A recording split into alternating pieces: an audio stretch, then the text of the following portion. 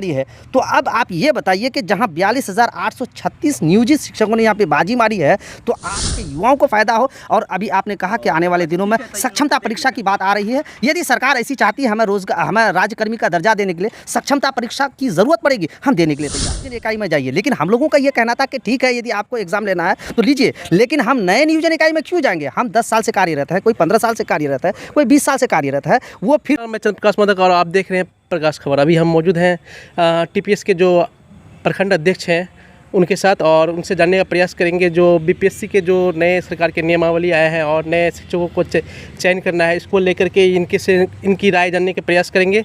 तो सर, सबसे पहले आप अपना परिचय देंगे। मैं मोहम्मद मुजम्मिल, प्रखंड अध्यक्ष TPSS प्रखंड इकाई बैसा। सर, पहले तो आप लोग बीपीएससी का पूर्ण रूप से विरोध करते थे, लेकिन एक बार फिर जो राज्यकर्मी का दर्जा जो दिया जा रहा है सरकार की तरफ से, उनके लिए सक्षमता परीक्षा लेना अनिवार्य कर दिया गया। इसको लेकर के आप क्या कहेंगे?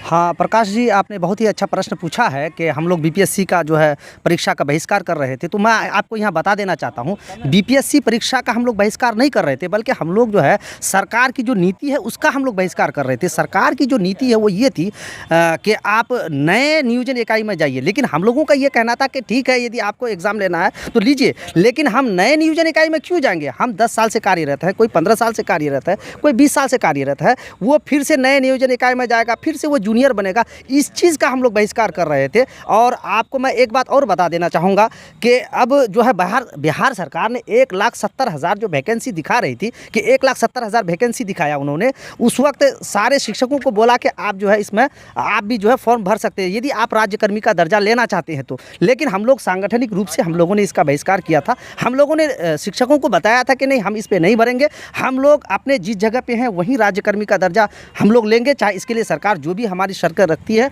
हम उसको मानेंगे।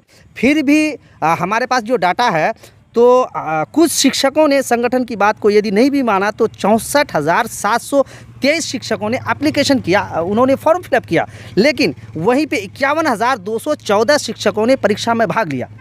अब सफलता की यदि बात करें तो 42,836 नियोजित शिक्षकों ने यहाँ पे बाजी मारी है। तो अब आप ये बताइए कि जहाँ 42,836 नियोजित शिक्षकों ने यहाँ पे बाजी मारी है, तो आपको मैं ये भी बता देना चाहूँगा, कुछ लोग ये कह रहे थे कि नियोजित शिक्षक बीपीएससी का परीक्षा से डरते हैं। यदि नियोजित शिक्षक बीपीएससी का परीक्षा से डरते तो 51,000 जो शिक्षक वहाँ पर फॉर्म फिलअप किए थे उनमें से 43,000 समथिंग शिक्षकों ने पास किया। यदि 4.5 लाख शिक्षक इसमें फॉर्म फिलअप करते तो आप बताइए क्या स्थिति होती। क्या नए जो अभ्यर्थी हैं जो एक आस लगाए ज़माने से बैठे हैं कि हम भी एक सरकार हमें भी मौका देगी, हम भी जो है क्या कहते हैं स्कूलों में योगदान देंगे। जो सरकार लॉलीपॉप दिखा रही थी कि 1,70,000 हमारे पास सीट है, हम बिहार के युवाओं को, बेरोजगार युवाओं को हम जो है रोजगार देंगे, क्या स्थिति होता। और उसके बाद डोमिसाइल की जो बाध्यता थी उनको सरकार ने समाप्त कर दिया, जिसके वजह से अभी 43,000 के समथिंग हमारे शिक्षक उस सीट को कवर कर रहे हैं। और उसके अलावा 40,000 के समथिंग हमारे पास जो अब तक रिपोर्ट आ रही है, तकरीबन ये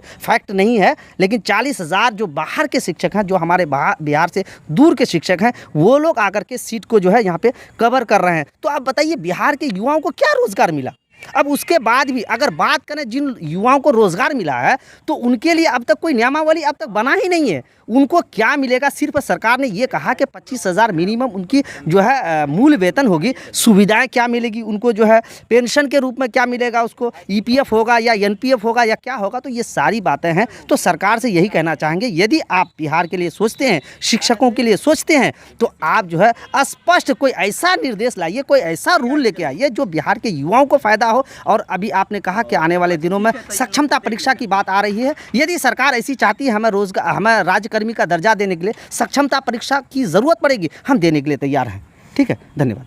और राज्यकर्मी का जो दर्जा मिलेगा आप लोग को, तो क्या क्या सुविधाएं मिलेगी? देखिए, ये हम लोग जो है पुराने शिक्षकों के तर्ज पे जितनी सारी सुविधाएं राज्यकर्मी कर्मी को मिलती है, वो सारी सुविधाओं की हम लोग मांग कर रहे हैं। लेकिन सरकार चूँकि अब क्या दे रही है, अभी जो है सोशल मीडिया या फिर प्रिंट मीडिया के माध्यम से जो हम लोगों को जानकारी मिली है कि 2 या 3 तारीख को हम लोगों का जो है प्रपोजल, हम लोग का जो ड्राफ्ट है वो सार्वजनिक कर दिया जाएगा, उस पर मुहर लग जाएगी। तो अभी थोड़ा सा देखना होगा कि सरकार हम लोगों के लिए क्या कर रही है।